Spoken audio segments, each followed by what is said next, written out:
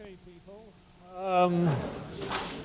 3 hours on the examination, usual rules, and due at the beginning of class next Wednesday. I ask you please to observe the spirit of the rule by not trying to read the thing through the envelope. It's not morally kosher.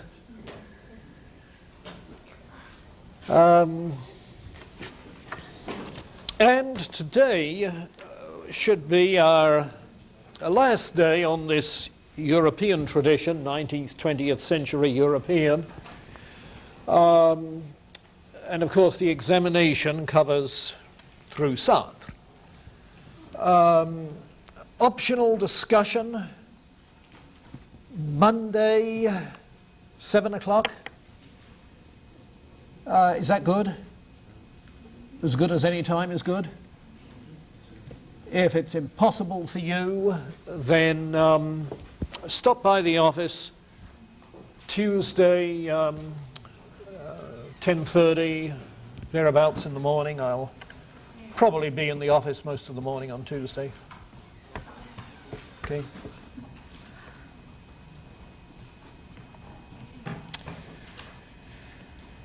And what we want to do today is to talk about some other recent phenomenology other than Sartre. And the first two I want to mention because they are, among other things, responding directly to Sartre. Gabriel Marcel is a French Catholic philosopher, one of those that I called a religious existentialist, though he renounced the term existentialist because of its associations and called himself a philosopher of existence, trying to avoid the connotations. And Marcel does quite a lot in describing the phenomenology of interpersonal relationships, the phenomenology of hope. Interesting, hope. Yeah, that sort of theme. His complaint about Sartre is that his dialectic between the for itself and the in itself is just overdrawn. The idea of a constant negation, whereby the one always negates the other. There's always alienation. Fails to distinguish, according to Marcel, between negation and simply disengagement. When there is no act of turning against or overcoming the other, but simply a drifting apart. And so the dialectic then is exaggerated and the resultant picture is distorted. His point is that in any kind of relationship, there are two poles that are possible: alienation and love. And in between those two poles, the relationship may move to and fro. But it's not all alienation. It's not all vehement antithesis. So Marcel then presents a more positive kind of description and is a more, I said, optimistic kind of existential thinker. Incidentally, his work seems to be followed by an American historian of the movement, James Collins, who taught at University of Washington. Washington University in St. Louis, I beg your pardon. Washington University in St. Louis, James Collins, who criticizes Sartre for assuming that there are just two modes of being, pour soi and en soi, and that these are antithetical. Says James Collins, this postulate is just unjustified. Descriptively, there is so much more than that, so many more modes of being. So that kind of complaint. Maurice Merleau-Ponty, who after Sartre became sort of passé, Maurice Merleau-Ponty was the most distinguished French philosopher in the, I would say, in the 50s, the 60s. He rejected Kant's view of the self as only intentionality. That is to say, he was willing to accept Husserl's description of the intentionality of consciousness. But the thing that Sartre does in the book you're reading, The Transcendence of the Ego, where he denies any transcendental ego and reduces the self to simply that which I create by the act of intentionality, again and again and again. That's what Merleau-Ponty repudiates, because it eliminates the subject, eliminates the subject of the subject-object relationship. So that if there is no subject pole, there can be no relationship. You see. There can be no object without a subject. And just from that phenomenological standpoint, he wants to maintain that there is at least some personal identity, some continuing personal identity that isn't simply being created over and over again. And so he tries to do a closer phenomenology of other aspects of the subject-object relationship, and particularly, as far as Merleau-Ponty is concerned, perception, the phenomenology of perception. He has a whole book by that title, The Phenomenology of Perception, and what becomes known as the lived body, bodily experience. You notice how Sartre talks of erlebnis. Erlebnis, isn't that the way it's spelled? Yeah, lived throughness, lived experience. Well, what Merleau-Ponty is trying to argue is that our lived experience, concrete experience, is lived bodily experience. Lived bodily experience. And whatever more there is to self-identity and to the nature of the self, that at least, that lived body that is given in experience is something with enduring identity. And so he's not satisfied with reducing it all to simply the act of intentionality. Maurice Merleau-Ponty.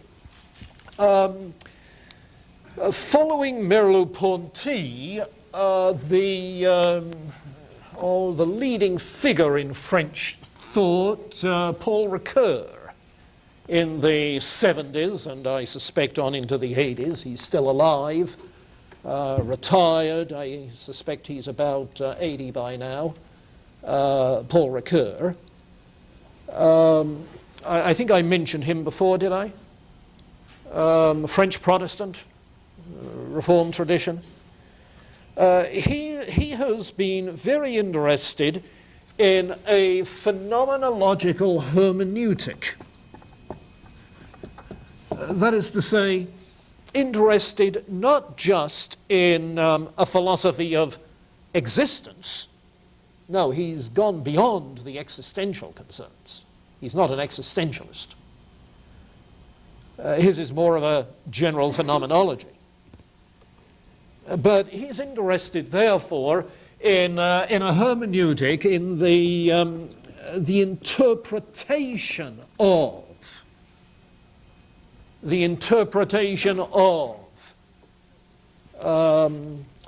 various aspects of human life. What do we make of the voluntary and the involuntary? How are we going to interpret the experience of freedom? What about the phenomenology of guilt, which is obviously going to be significant in terms of moral objectivity? The phenomenology of language. So what he has done is to try and get at the essential structures of these aspects of our being in the world.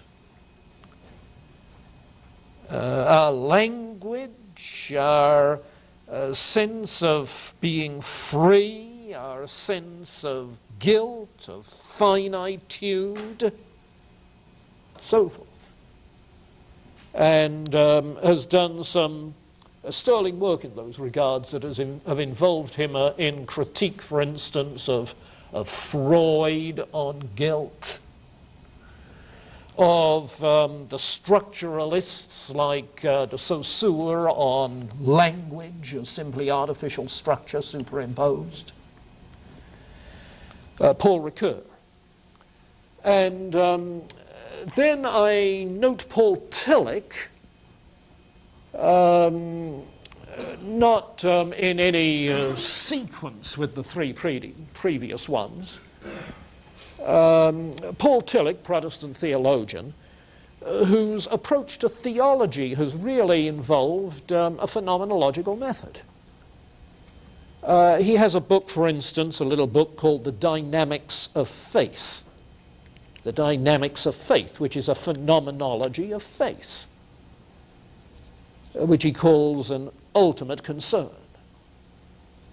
So the act of faith is a centered act in which the whole being comes into unity in its intentionality towards the object of faith. And as far as phenomenology of faith is concerned, it's a very helpful, very enlightening sort of study. He has a book called The Courage to Be, which is another way in which he talks about faith. So he does a phenomenology of this existential courage in contrast to the lesser kinds of courage, you see. And if you look at his massive 3-volume systematic theology, about which somebody has said it's the only theology in which there are no biblical texts, what he is doing is a phenomenology of the human condition, so as to pose the existential questions. And then what he does is to address the heritage of Christian thought to those existential questions, you see. He calls it a theology which answers those questions. In that sense, an apologetic theology. Apologetic means, of course, means, of course, one which speaks to the existential questions. So it's the phenomenological account which poses the questions. And he does that in a sort of Heideggerian fashion, like Heidegger's Being and Time, okay, sort of Heideggerian phenomenology. And then in response to that, you see, what is God? Well, if the existential condition is one of ultimate concern, then God is the object of our ultimate concern.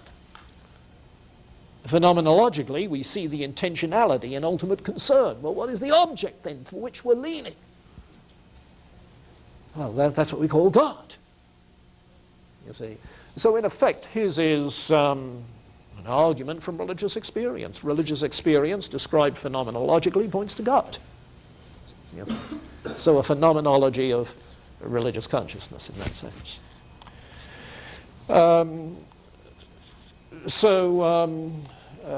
Tillich's work, accordingly. Gadamer. Okay, and this is where we get to the mainstream of contemporary hermeneutical thought. And if you want to tap into its development up through Gadamer, not after Gadamer, but up through Gadamer, take a look at the book by Richard Palmer, called Hermeneutics. It's in the library. Palmer teaches, I think it's at McMurray College downstate here in Illinois. And it's a good book which goes back to people like Schleiermacher and traces the development of hermeneutical theory up to the 1970s. Gadamer is still alive. In fact, most of you remember Bruce Benson, who was with us. He's been studying with Gadamer in doing his dissertation in Germany. Though apparently Gadamer is beginning to get beyond even that sort of thing. All right, then, what about this phenomenological hermeneutic? Well, back up in your thinking to the Enlightenment, the 18th century. There the emphasis, of course, was on the objectivity of our knowledge and understanding, not only of physical objects, but also of texts, written material, other people's actions. The objectivity of understanding. So interpretation is a purely objective activity in which one examines the objective data and draws logical conclusions. A kind of an inductive method. By the time you get past Kant and the Copernican revolution, all that changes. Obviously, the Copernican revolution is going to say we bring our own grids to reading, to interpreting anything. And that becomes increasingly evident. The initial step, I think, following Kant could be Schleiermacher, who you remember was one of those German idealists around the time of Hegel. Friedrich Schleiermacher, theologian. Inasmuch as we impose our subjective grids on what we think and do, Schleiermacher gets interested in the subjective intention of the author. That is to say, he's not thinking of the grid that the reader brings, but rather of the subjective grid of the author. So for Schleiermacher, the function of any interpretation, any hermeneutic, is to get behind the text that the author has written and to discover the author's own intention. Now, read intention there in the sense of intentionality. Direction. Telos. What is it that he is pointing towards, moving towards? Because Schleiermacher, being a monistic idealist, thinks that there is one overall creative spirit, all-encompassing divine spirit, that is immanent within every individual. This is that immanentistic theology, that panentheism, you see.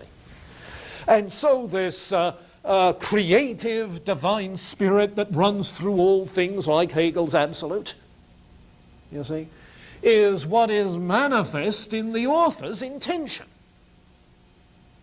in the author's subjectivity. So in getting at the intention of the author, you are getting at the overall intention of the divine spirit. You see. And in that sense, there's something of inspiration in everything that's written. Not just religious texts. But in any case, his emphasis is on getting at the subjective grid of the author, the subjective intention. That phrase, authorial intention, has often been picked up out of context and used by Enlightenment-type interpreters. You hear it used a lot among evangelicals, who are trying by objective means to understand what the author meant by his language. Now, in that sense, meaning, what the language means, what are you trying to say, is not the same as intentionality in Schleiermacher's sense. You see, where intentionality is a much more pervasive direction in things working out in the course of history. So watch the phrase authorial intention, which has a different use than Schleiermacher's notion of the intention of the author. But Schleiermacher, as I say, is simply interested in the subjectivity of the author because of his overall idealism, an unconscious intentionality on part of the author very often. But the further thing which comes into play in this development is, of course, Husserl with his doctrine of intentionality, so that what reading or giving attention to anything is a meaning-constituting act. A meaning-constitutive act. So in the act of reading, trying to interpret something, what I'm doing is bringing my meaning to that and making it for me. You see, the meaning-constitutive act. The subjectivity of the reader gets stronger until in Heidegger, you recall, understanding itself is a way of being in the world. It's a mode of design. So that how I understand something is simply an expression of my subjective grid, of my intentionality. And so Heidegger is not doing a hermeneutic of any objective text, but a hermeneutic of the reader. Yes. Of my design. Well, what you get then arising out of this quite plainly is the recognition that there is subjective intentionality on the part of both writer and reader, both the author and the interpreter. And so you have two subjectivities. And interpretation then becomes very much like an interpersonal dynamic. an I-thou relationship in which each is trying to understand the other. The thing is, however, that in interpreting historical materials, there is a great big gap. There's a time gap. So that the mutual understanding is significantly harder to achieve. But the procedure that Gadamer proposes is essentially the same. There must be a dialogue. Dialogue is a two-way street, which provides an encounter between the two subjectivities, between the two horizons, if you like, the two perspectives. So that in practice what happens is that you come to some text, asking questions of the text out of your own subjective grid, which he calls a pre-understanding. Your pre-understanding, you see, a subjective grid is a pre-understanding. Sometimes that is translated a prejudice, except that he spells it, or the translator spells it without the hyphen, so that it looks like prejudice. What is a prejudice? It's a prejudgment. What is a prejudgment but a pre-understanding? What is a pre-understanding but subjective intentionality? You see?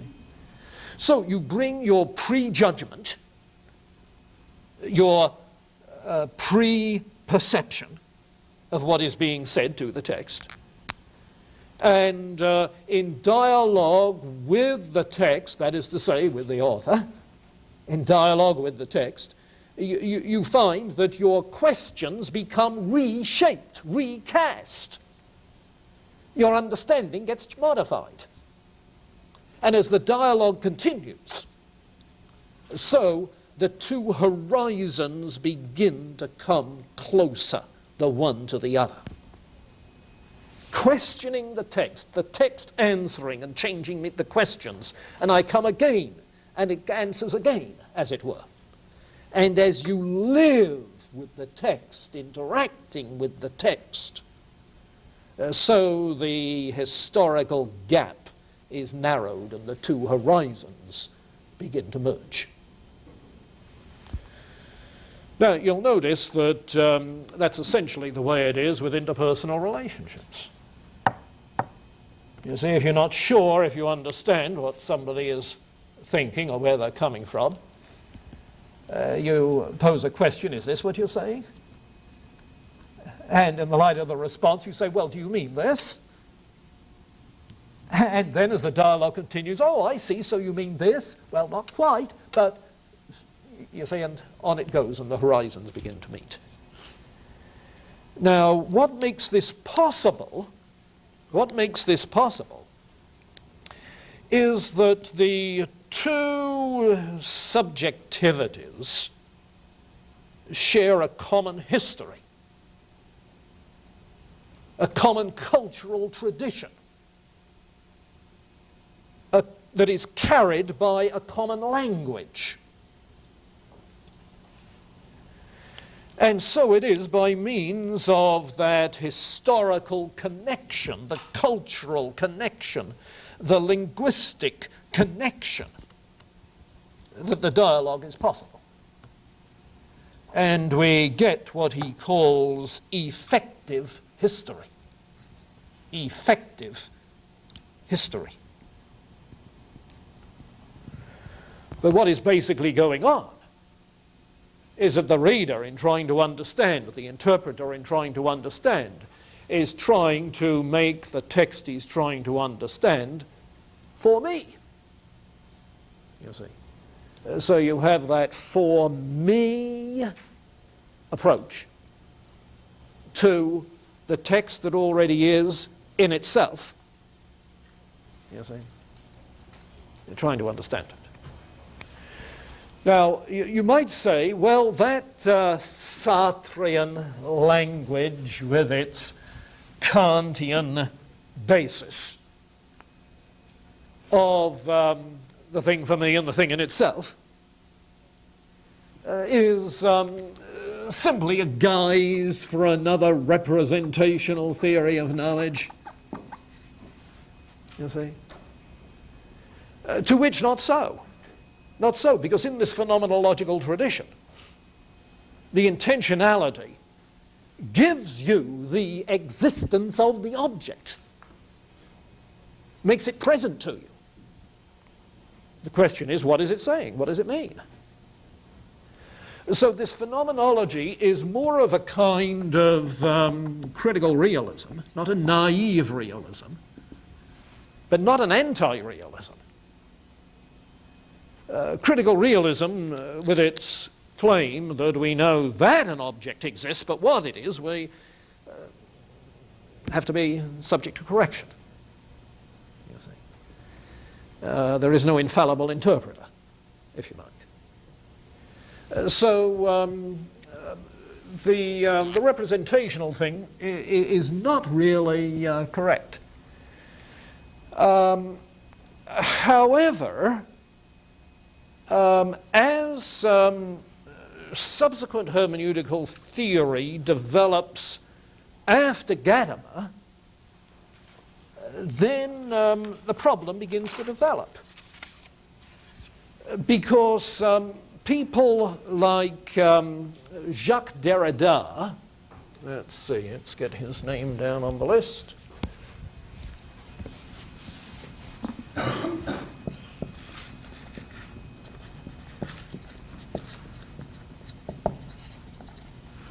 People like Jacques Derrida, the deconstructionist,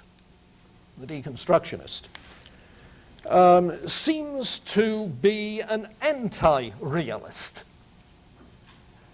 so that the text becomes inscrutable in the sense that you cannot get at any fixed meaning. Why is this? Well, for Derrida, the language that is used, you see, the language is used has a structure that is given to it by the author, but a structure that is, if you like, unconsciously given, and which simply never gets completely uncovered. The idea, going back to structural linguistics,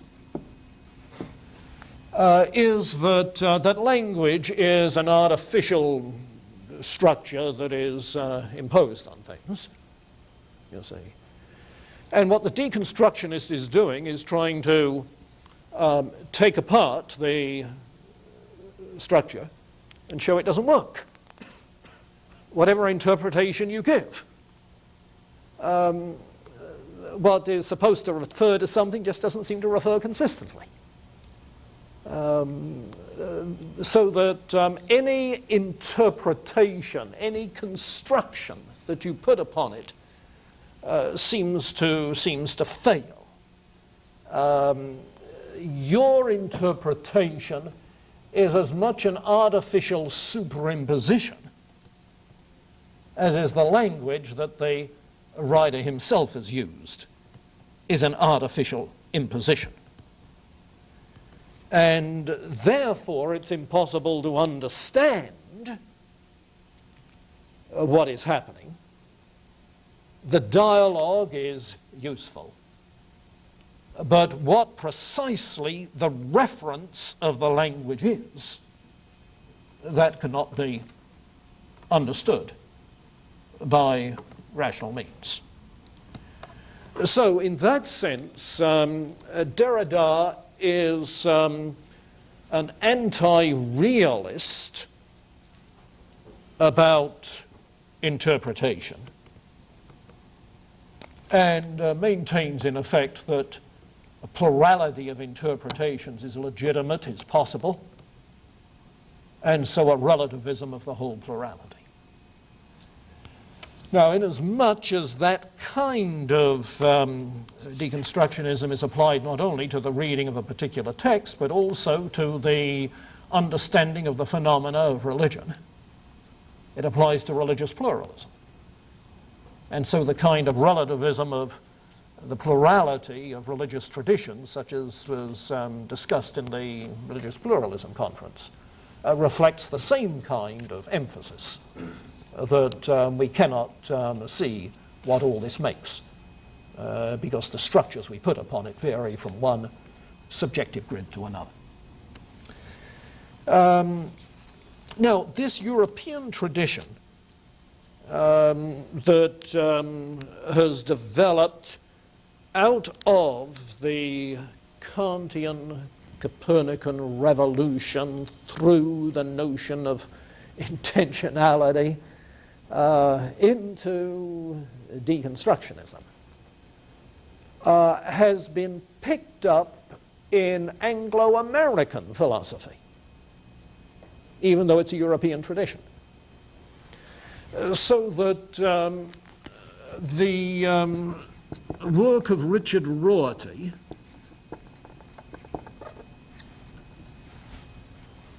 in his book, entitled Philosophy and the Mirror of Nature, I mentioned his name before in a Deweyan context, Philosophy and the Mirror of Nature, appeals as much to this phenomenological tradition of Heidegger as it does to the pragmatic tradition of Dewey, as it does to the Wittgenstein tradition that we'll be tapping into in another couple of weeks, you see. And bringing these together, common themes in these together, comes up essentially with the claim that we simply are unable to get at the truth about anything. The title of his book, Philosophy and the Mirror of Nature, you recall, from when I mentioned it before, the mirror of nature refers to a representational theory of knowledge, so that we have mental images like mirror images within our mind that are copies, true copies of. Well, what he's doing is arguing with this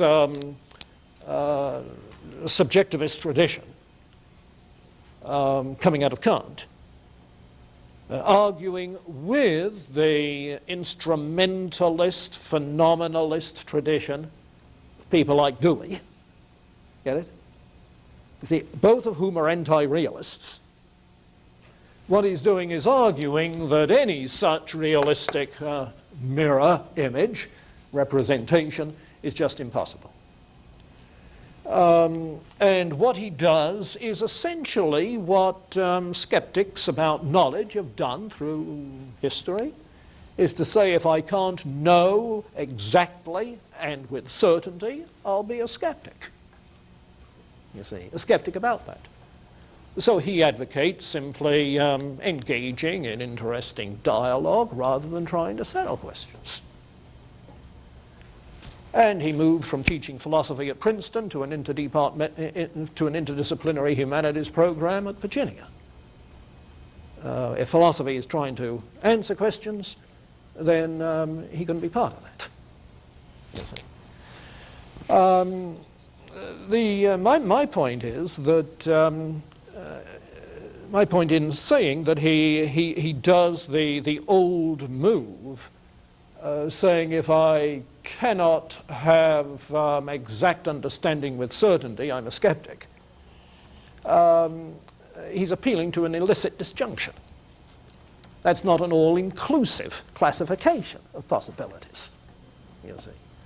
There's always been a kind of probabilistic tradition in between. And contemporary epistemology, of course, works a great deal with other traditions than those two, in terms of the justification of belief. So really, what this boils down to is a skepticism resulting from exaggerated epistemological expectations, which is the kind of phenomenon you find among freshmen in a beginning philosophy course as well as among others. You see, if they come expecting knock-down, drag-out proofs that so that you can know this or that with complete certainty, then if you can't have that, you're utterly at sea. There's nowhere else to turn. And while it's an oversimplification to say that's what Rorty is doing, at least it's the same kind of move, either certainty or skepticism, you see. Rather than recognizing that all through the course of history there have been third alternatives introduced to slip between the horns of the dilemma. Okay, let's pause there. Questions, comments, discussion? Yeah. When you speak of the structure of language with Derrida, what's an example of that? Or what sort of structure? Well, if you're going back to the structuralist linguistic, where the name that's usually referred to is the Frenchman de Saussure, whom I've never read, but I've read about him. What he seems to be doing, and let me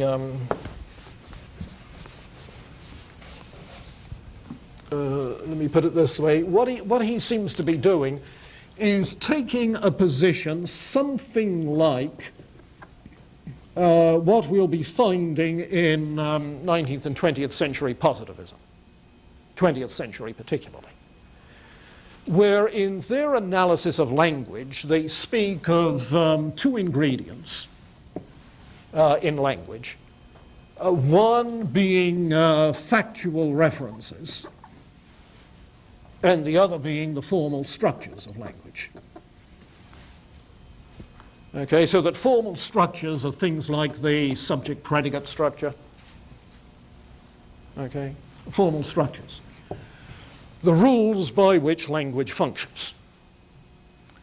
And they separate these two, insisting that it's the meaning that is carried by the formal structure. You see. And that's essential. Now, what the deconstructionist is doing is challenging that whole scheme, rejecting that whole scheme.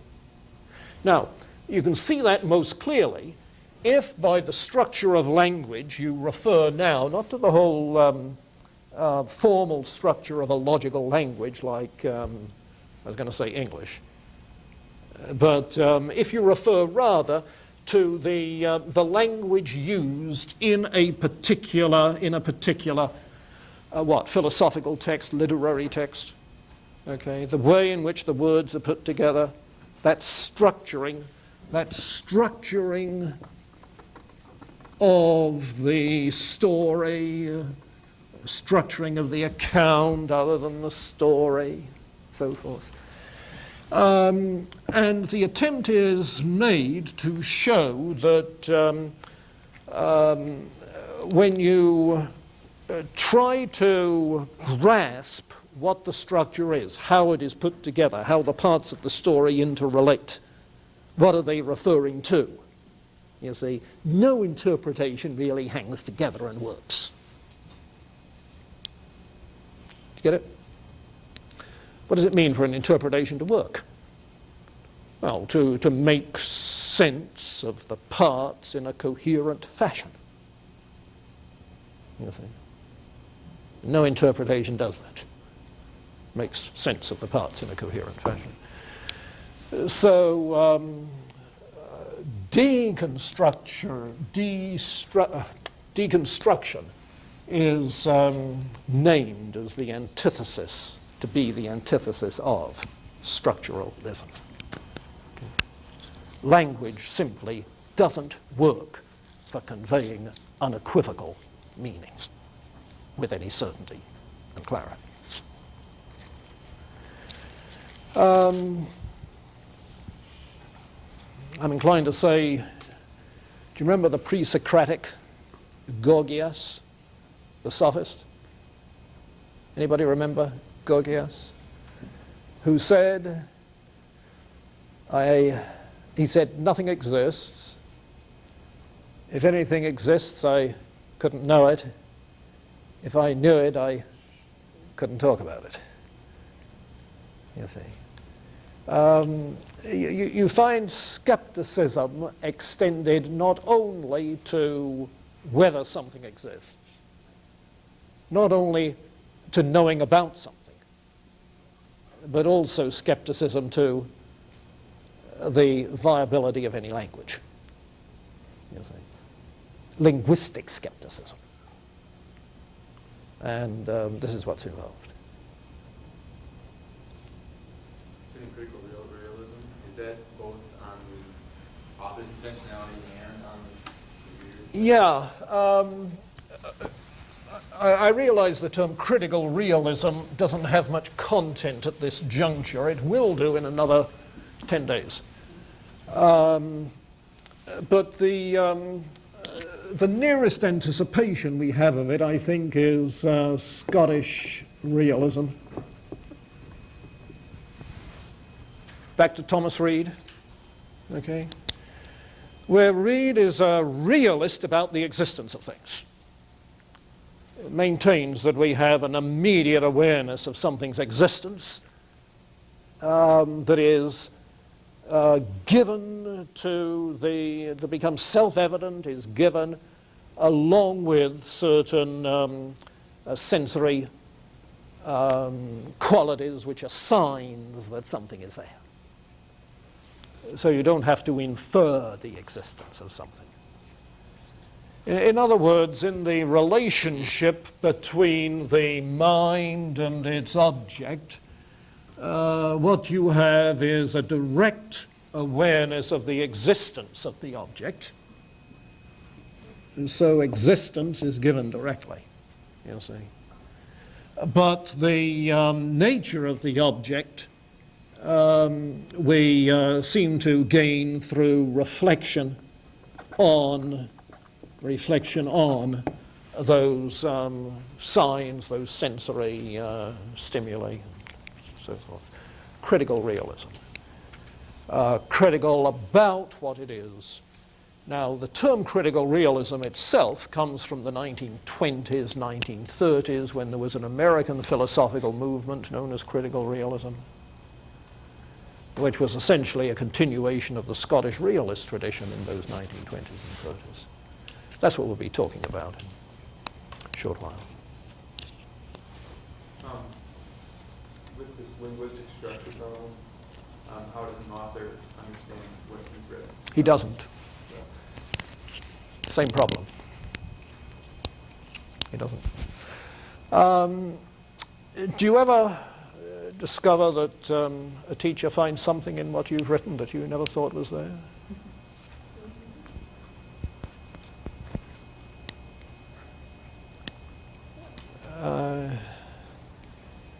You see, doesn't the literature teacher tell us all the time that a text begins to take on a life of its own? You see? I find people writing reviews of stuff I write. I want to set them straight all the time. I've given up trying to do it. But, you see, they think I'm saying something I don't think I am saying. Once in a while, when I get into conversation with someone, but you said, oh yes, but I didn't mean that. The text says something I certainly didn't intend, consciously. Was there a subconscious? How do I know? So do I ever really understand what I mean? See, that's the way the argument would go. Does it correspond with the Aquinas' view of the levels of interpretation? Oh, can you tell me about that? I'm rusty on that. Well, I just Yep, Eleanor Stump. Yeah, can you delineate the levels of interpretation? Yeah. No, no. She talked more than just an allegorical. Yes, And yes, she said that in the work, yeah, like, you would read it and maybe the author didn't necessarily mean it. yeah, yeah. I don't remember precisely what that was. I remember very roughly that it was analogous to saying that a given passage has several levels of meaning. So that if you are taking, for instance, the book of Jonah, just as a hypothetical example, if you take the book of Jonah, you could read it as a narrative of something which actually happened. Whether or not it's intended to be or not is another question. But you could read it that way. If you do or if you don't, you can also read it as an analogy to what happened when the people of Israel ran away from God and got swallowed up by the Assyrians. You see? You could read it as that level of understanding. And of course, if you're reading it from the standpoint of the New Testament, as some people have tried to, you could read it as anticipating the resurrection of Christ, coming out from the jaws of death. You see?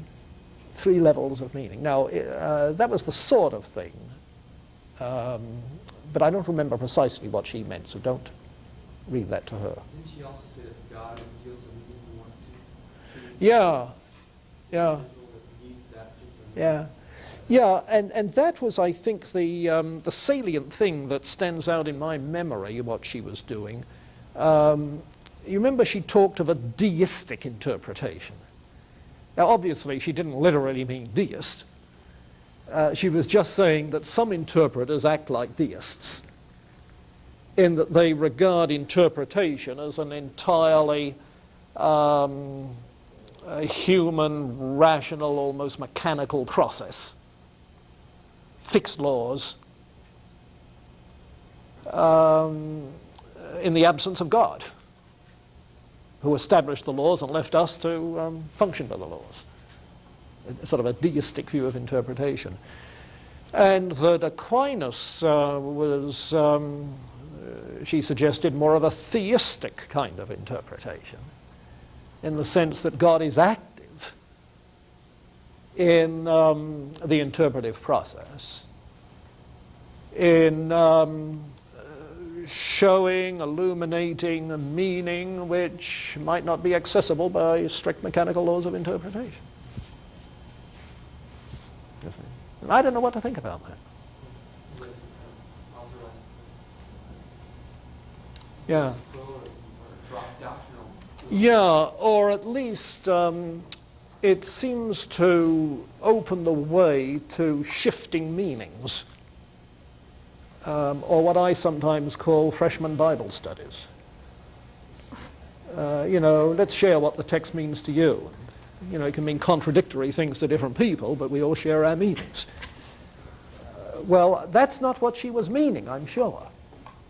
But, I'd like to talk with her further and see how those things fit together. Yeah, she qualified that by saying that it could be in line with the tradition of the church or something. Yeah, you need checks on it. Yeah, and I guess I want to know if it's just traditional checks. I'm sure she'd say the first check would have to be the text itself. But if you say the text itself, then you're talking about appropriate rules for handling a text. Yes. And if it's participating in the tradition of the church, then you're talking about their faithfulness to the text and what has grown out of the use of the text. Now, there may be in it, however, 2 further things. One is perhaps a rejection of an old distinction between interpretation and application. Okay? And Gadamer explicitly rejects any dichotomy, any complete disjunction between interpretation and application. Because if what interpretation does is to make the text for me, it's already applied in the act of interpretation. You see. The other thing may be that the suggestion is that just as the history of the church shows a history of growing theological understanding, okay, so that the history of theology begins with, for instance, an attempt to understand God, triune, Chalcedonian formulation, that develops over a period of 3 centuries, 4 centuries. And going on through the Middle Ages in trying to understand the atonement, Anselm's Cur Deus Homo, and trying to understand how we're acceptable to God, the Reformation, justification by faith. You see, that sort of growing understanding in the history of theology, things being clarified, extended as it goes on. It could be that what Aquinas is saying is that that sort of process is the case in the history of the interpretation of any passage.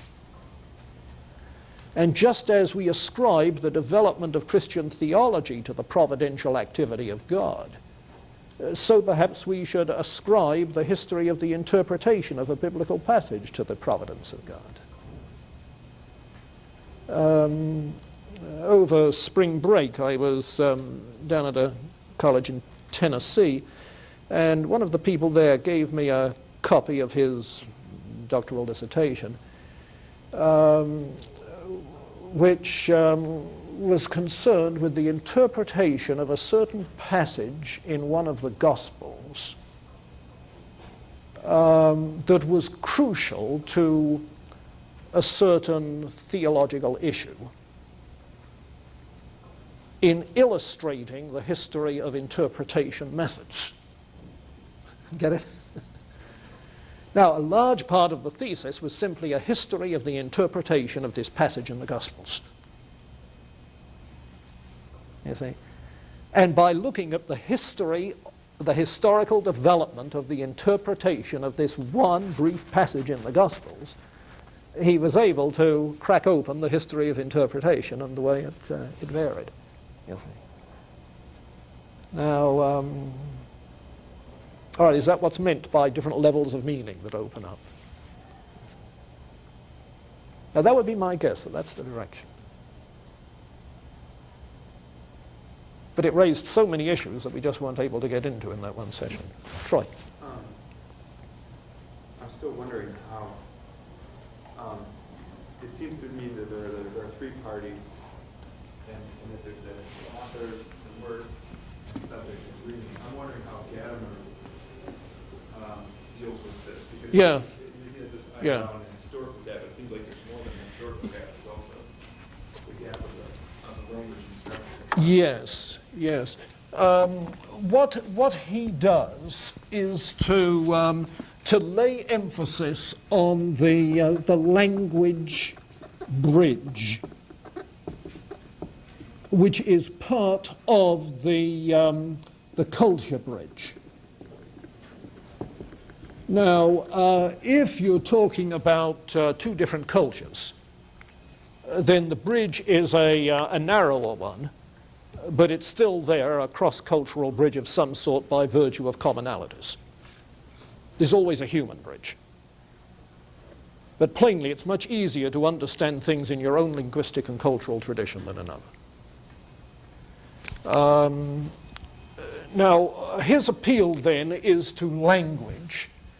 Paul Ricoeur, in his approach, and he's in the same general ball field, lays emphasis specifically on the text, much more strongly. I think that's Ricoeur who does that.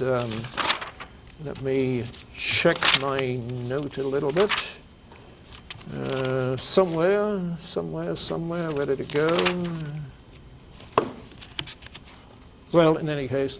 And then there is a man, E.D. Hirsch, at University of Virginia, who, as I recall, also lays emphasis on the text. Incidentally, that's the Hirsch who wrote that book, Cultural Literacy, that was so popular a few years ago, maintaining there are various classic texts which any literate person ought to be acquainted with. His emphasis in interpretation is on the text, you see.